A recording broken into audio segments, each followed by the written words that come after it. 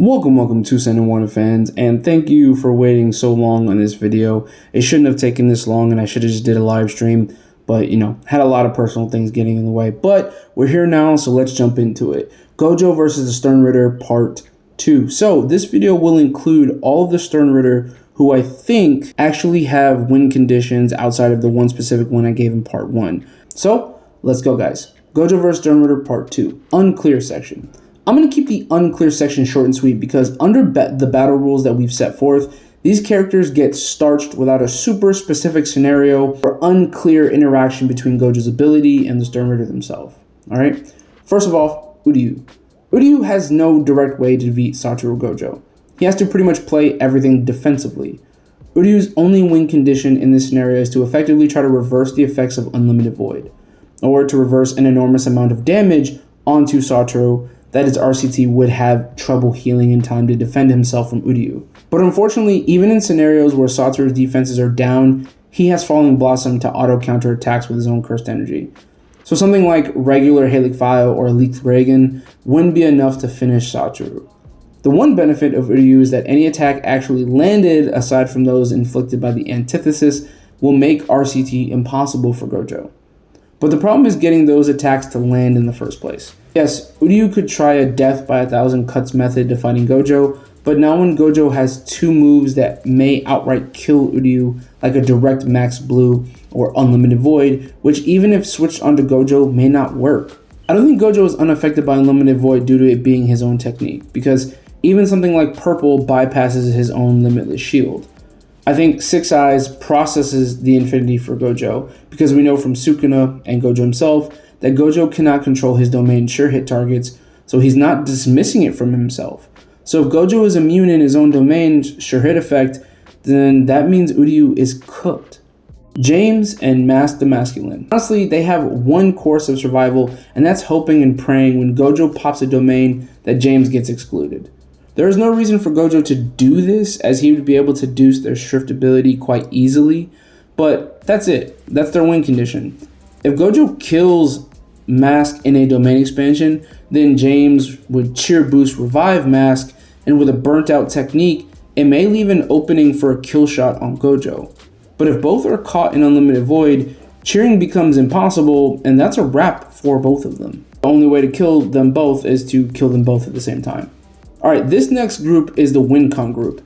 This group of Sternritter have at least one clear path to victory that is possible as opposed to improbable. Nianzol. Nianzol versus Gojo is a battle of two similar power sets.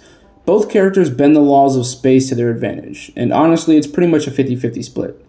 Both characters will be able to divert their opponent's attacks, but Gojo may be able to bypass Nianzol's special displacement with a strong enough blue, but also Nianzol can outright cut through Gojo's limitless.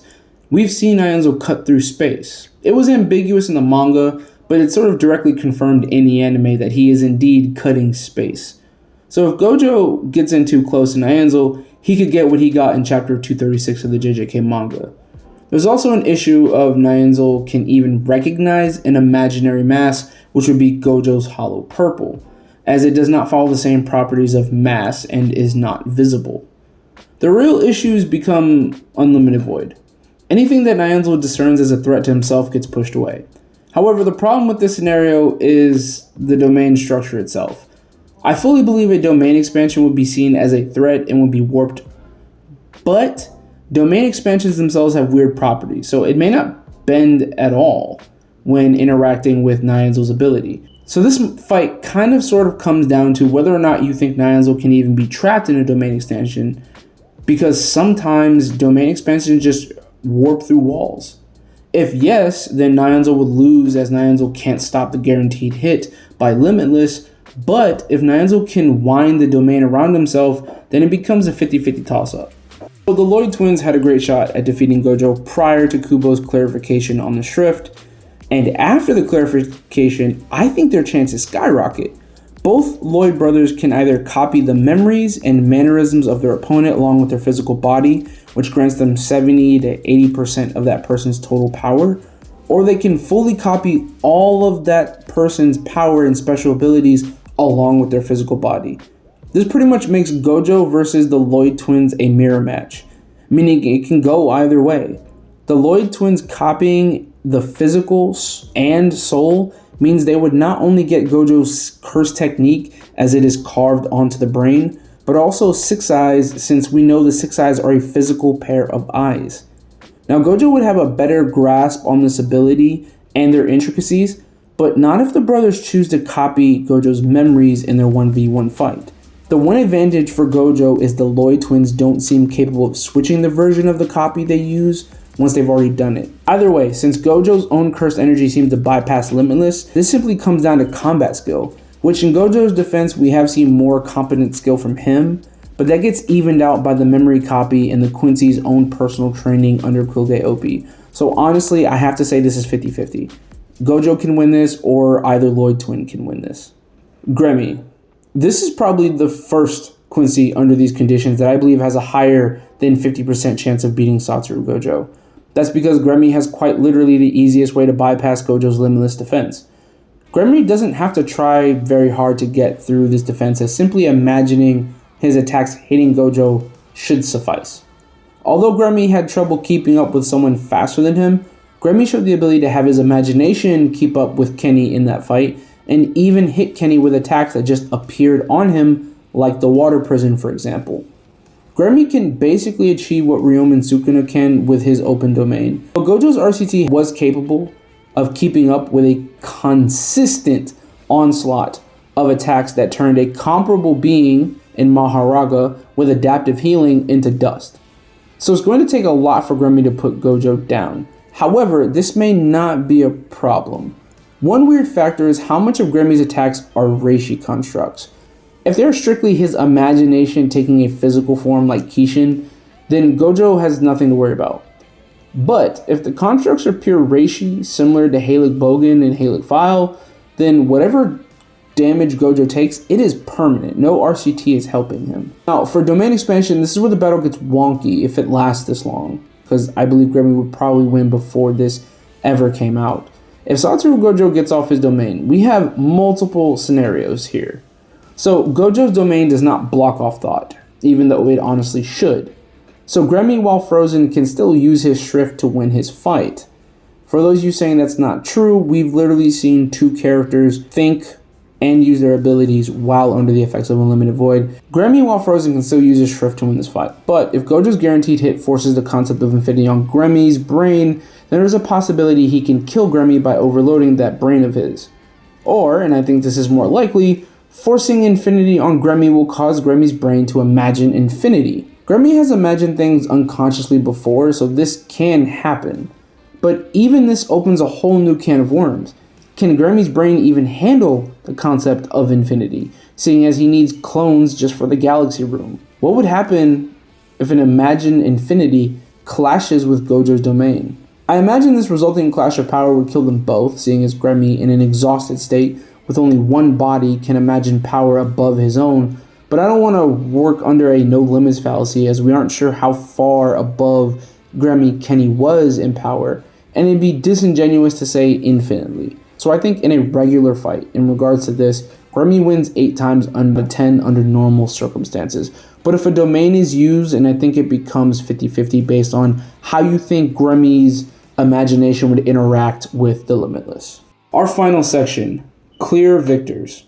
This final section are all Sternritter who not only have very clear win conditions, but I believe do not lose really in any scenario. Lille Barro's spatial piercing X-axis Shrift will always bypass Limitless even in its base usage without Vollständig. Lille Barro even in base can phase through attacks as long as he can react to them. He simply has to open his left eye. And despite misconceptions, he can go into Vollständig anytime. In his angelic form, Lille can auto-phase without needing to react. All his attacks pierce, and he can fire them from his wings, which gives him half a dozen shots. And he can freeze opponents in place.